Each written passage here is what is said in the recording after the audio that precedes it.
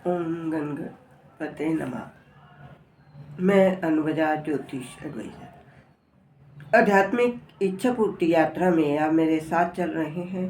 शिव महापुराण की कथा में चतुर्थ खंड दूसरा अध्याय सुन रहे हैं। ब्रह्मा जी बोले, हे नारद, देवताओं की स्तुति को सुनकर शिवजी ने प्रसन्नता एवं हर्ष में भरकर कहा, हे देवताओं, तुम लोग जिस कार्य के लिए आए हो उसका विस्तार पूर्वक वर्णन करो। शिवजी के वचन सुनकर सब देवताओं ने हाथ जोड़कर विनती की, हे कैलाशपति, आप अपना सब विहार तथा आनंद त्याग कर देवताओं का कार्य पूर्ण करो।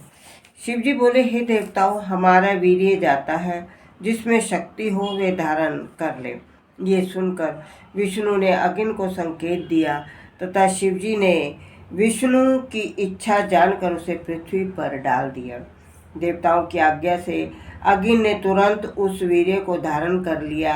फिर अग्नि कपोत का शरीर धारण कर अपनी चोंच से उस वीर्य को निगल कर अपने घर की ओर उड़ गए। हे नारद, जब शिवजी बहुत देर तक न लौटे तो गिरजा चिंतित होकर बाहर आई। जहाँ देवता लोग शिवजी के पास खड़े थे, वहाँ जाकर उन्होंने इतना क्रोध प्रकट किया कि सब देवता अत्यंत भयभीत हो गए। गिरजा ने क्रोधवश दबाते हुए कहा, हे देवताओं, तुम सब अपने स्वार्थ के साथी हो। तुम अपने स्वार्थ के लिए मुझको बांध कर दिया है। तुमने शिवजी को अपने पास बैठा रखा है। तुमने हमारे विहार में विघ्न उत्पन्न किया है, इसलिए तुम सब स्त्रियां बांझ हो जाओ। गिरजा ने देवताओं को ये श्राप देखकर अग्नि से कहा, हे भाग्यहीन वही, तुम इतने दुष्ट हो कि तुमने भक्ष्य अभक्ष्य का विचार नहीं किया। अब तुम सब चीज़ें खाया करोगे, क्योंकि तुमने शिवजी का वीर्य खा लिया। जिस समय गिरजा ने अग्नि को ये श्राप दिया, उस समय देवता आदि बहुत दुखी हुए। फिर शिव एवं पार्वती अंतःपुर में चले गए। उसी समय समस्त देवता आदि ने गर्भ धारण किया। तब अपने उदर को गर्भ से पूरित देख वे बहुत लज्जित और दुखी हुए। सब देवता मिलकर शिवजी की शरण में गए। स्तुति करते हुए बोले, हे देवादिदेव, आप हमारे ऊपर कृपा करें, अब हमको मुक्त करें।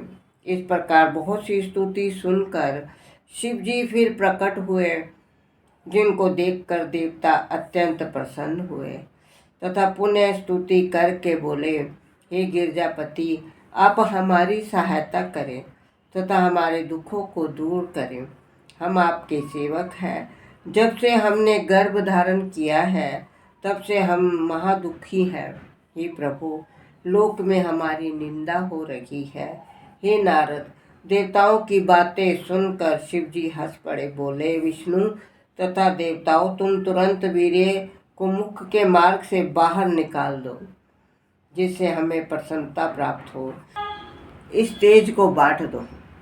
अग्नि यह सुनकर प्रसन्न हो प्रातःकाल उठ नदी किनारे अग्नि जलाकर बैठ गए। उस समय अनेक स्त्रियां नदी में स्नान करने के लिए उस स्थान पर आई, क्योंकि सर्दी ने उनको बहुत दुख दिया था। इसलिए जलती हुई अग्नि देखकर उनकी इच्छा आग तापने की हुई। परंतु अरुंधति ने इस रहस्य को समझकर स्त्रियों को आग तापने से मना किया। फिर भी अरुंधति की बात को किसी से न माना। वे सब आग के पास बैठकर तापने लगी। तब वह वीर्य धीरे धीरे निकलकर रोम के मार्ग से स्त्रियों के शरीर में प्रवेश करने लगा, जिससे अग्नि का बोझ हल्का हुआ।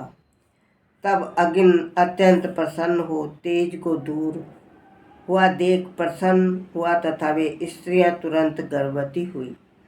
तब वे दुखी होकर अपने घर लौट आई। ये दशा देखकर ऋषिवरों ने उन पर इतना क्रोध किया कि वे सब पक्षियों की भांति उड़ने लगी।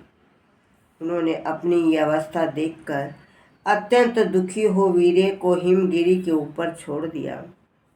वहाँ उस नदी वीर्य का तेज स्वर्ण के समान झलकने लगा।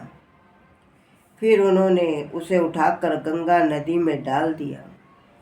जैसे ही वे वीर्य नदी में पड़ा, वैसे ही नदी कांपकर बहना छोड़ स्थिर हो गई तथा शिवजी के वीर्य को न सहकर दुखी हो बड़े जोर से नाद करने लगी। फिर गंगा ने उस वीर्य को अपनी लहरों के वहां जाकर रुक गया तथा एक बालक रूप में प्रकट हो गया। उस समय आकाश से जय जय घोष का नाद हुआ। उस लड़के के सब रूप अत्यंत सुंदर था। मुख, नाक, हाथ बहुत ही सुडौल, वर्ण जलती हुई अग्नि के समान था। नख परम सुंदर थे। चरण ऐसे थे जिनको देखकर करोड़ों कामदेव लज्जित हो जाए। उसी समय गिरजा के दोनों स्तनों से दूध की धारा बहने लगी, जिसको देखकर शिव तथा गिरजा को अत्यंत प्रसन्नता हुई। तब गिरजा ने शिवजी से पूछा, हे नाथ, हमारे स्तनों से दूध क्यों निकलता है? उस समय शिवजी ने मुस्कुराकर कोई उत्तर न दिया। आप शिव महापुराण की कथा का आगे का आनंद लेने के लिए मेरा अगला वीडियो देखिए। ओम नमः शिवाय।